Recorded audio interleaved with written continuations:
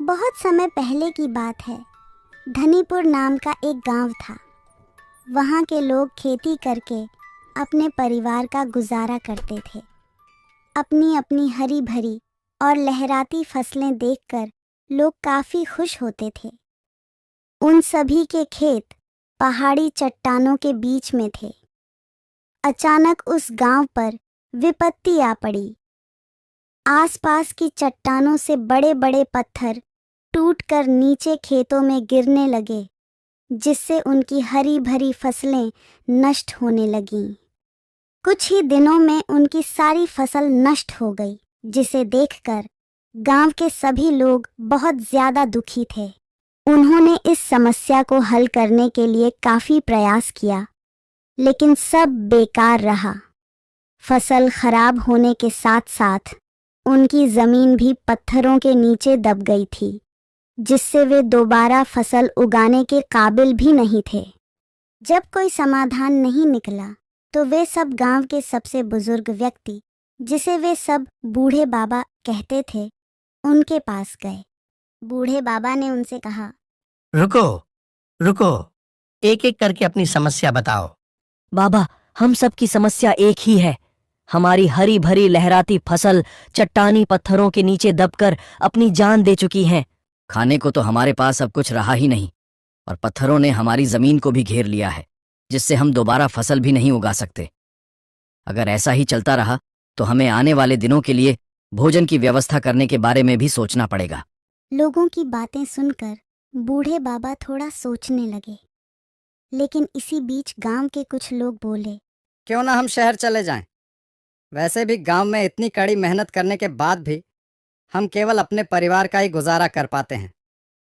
अगर शहर जाएंगे तो अच्छा पैसा कमा पाएंगे और एक आराम की जिंदगी भी जी पाएंगे। लेकिन तभी बूढ़े बाबा ने कहा, रुको रुको, थोड़ा सोचो। हमारे पूर्वजों ने इस जमीन और इस गांव के लिए कितनी कड़ी मेहनत की है, और अगर हम इस जमीन और अपने घरों को छोड़कर चले जाएंगे तो यह हमारे पूर्वजों का अपमान होगा, और हम अपने जन्मभूमि को इस तरह नहीं छोड़ सकते। गांव के लोगों ने बूढ़े बाबा की बात पर चिंता जताते हुए कहा, लेकिन बाबा, अगर हम यहाँ रहेंगे तो हमें खाना भी नसीब नहीं हो पाएगा। बूढ़ बाबा ने उन सभी लोगों को धैर्य बंधाते हुए कहा, क्यों ना हम इन पूर्वी दिशा के सभी पत्थरों को पश्चिमी दिशा में फेंक दें। इससे हमारी जमीन पहले की तरह ही स्वतंत्र हो जाएगी और हम दोबारा से इस पर फसल उगा पाएंगे। बूढ़े बाबा की बात सुनकर कुछ लोग सहमत हो गए, लेकिन कुछ लोग कहने लगे कि हमसे इतनी मेहनत नहीं हो पाएगी।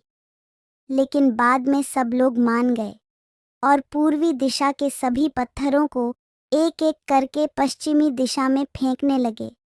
लगभग एक दिन में उन्होंने अपने खेतों को उन सभी पत्थरों के चंगुल से आज़ाद कर दिया। यह सब देख गांव के सभी लोग काफ़ी प्रसन्न हुए। पूर्वी खेत ब्राह्मणों के थे और पश्चिमी जमीन पर शूद्र अपनी फसल उगाते थे। जब शूद्रों को पता चला कि उनकी जमीन पर ब्राह्मणों ने बड़े बड़े पत्थरों को फेंक दिया है, तो वो अत्यंत क्रोधित हुए और तुरंत ब्राह्मणों के पास जा पहुंचे। उन्होंने कहा, क्यों तुमने इन सभी बड़े बड़े पत्थरों को हमारे खेतों में फेंका है? तुमने अपना उल्लू तो सीधा कर लिया, लेकिन हमारी फसल का क्या? ब्राह्मणों ने जवाब देते हुए कहा, हमने तो अपना काम कर दिया, अब तुम्हें जो ठीक लगे तुम करो। यह सुनकर शूद्र काफी गुस्सा हुए और उन्होंने तुरंत पश्चिमी दिशा के सभी पत्थरों को एक एक करके पूर्वी दिशा में फेंक दिया। दिन भर यही सब चलता रहा, कभी पत्थर पूर्वी दिशा में तो कभी पश्चिमी दिशा में। कुछ देर बाद हार कर सभी लोग बूढ़े बाबा के पास गए। उन्होंने अपनी सभी समस्याओं को उन्हें ठीक से बताया। बूढ़े बाबा ने हल बताते हुए कहा, एक काम करो, तुम इन पत्थरों को पूरे खेत की बजाय खेत के कोने पर इकट्ठा कर दो। बाकी बची हुई जमीन पर तुम फसल उगा पाओगे। लेकिन इस बार बूढ़े बाबा की बात मानने से सभी लोगों ने इनकार कर दिया। कुछ देर बाद बूढ़े बाबा ने कहा, ठहरो, एक काम करो, मैं आज रात अपने गांव देवता की पूजा करूंगा और उनका ध्यान करूंगा, साथ ही उनसे समस्या का हल भी पूछूंगा। फिर अगली सुबह मैं तुम्हें इसका जवाब दूंगा। गांव के सभी लोग बूढ़े बाबा की बात से सहमत हुए और उन्होंने कहा कि गांव देवता जो भी कहेंगे हम उनके आदेश का पालन करेंगे। अगली सुबह बूढ़े बाबा के पास सभी लोग इकट्ठा हुए और अपनी समस्या का समाधान पूछने लगे। बूढ़े बाबा ने कहा, गांव देवता ने कहा है कि हमारे यहाँ की सबसे ऊंची चट्टान पर उनका एक विशाल मंदिर बनवाया जाए और साथ ही यह भी कहा है कि हम सबके घर उस मंदिर के आसपास ही होने चाहिए। गांव के सभी लोग इस बात से सहमत हुए और मंदिर बनवाने का काम शुरू किए। सभी लोगों ने मिलजुल कर एक एक पत्थर को ऊपर चट्टान पर ले जाना शुरू कर दिया।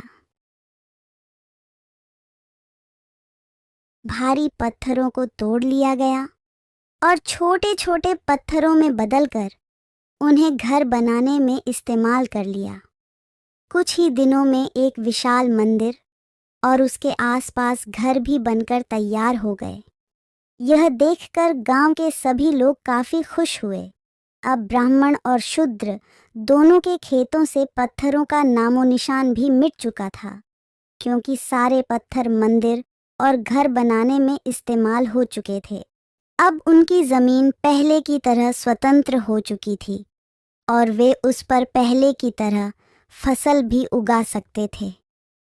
अब उन्हें गांव छोड़कर जाने की भी कोई जरूरत नहीं थी। साथ ही चतुर बूढ़े बाबा ने अपने दिमाग का इस्तेमाल करके उन सभी लोगों की समस्या को भी सुलझा दिया। अब ब्राह्मण और शूद्र दोनों एक साथ उन्हीं घरों में रहते और उस मंदिर के सभी कार्यों को पूरा करते। गांव में पहले की तरह ही खुशहाली और भाईचारा बन गया